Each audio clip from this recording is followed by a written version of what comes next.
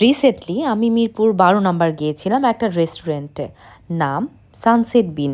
রেস্টুরেন্টে ঢুকেই খুবই ভালো লেগেছে এনভায়রনমেন্টটা, অলসো কোজি অ্যান্ড খুবই স্টাইলিশ ইন্টেরিয়র দিয়ে ডিজাইন করা।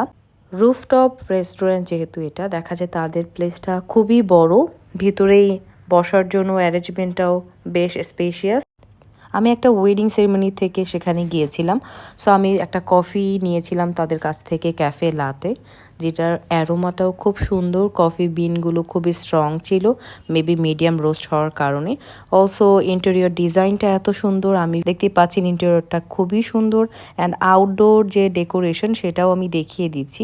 এটা মিরপুর 12 নম্বর, ঠিক আড়ংয়ের পাশেরই বিল্ডিং। অ্যান্ড এই সেম ফ্লোরে, 9 ফ্লোরে কিন্তু আরেকটা রেস্টুরেন্ট আছে, বাফেট লাউঞ্জ, যাদের ইন্টেরিয়র ডিজাইনটাই অনেক সুন্দর। অনেকেই আমার কাছে জিজ্ঞেস করেছে এটা কোথায়, সো তাদের জন্য বলছি এটা বাফেট লাউঞ্জ।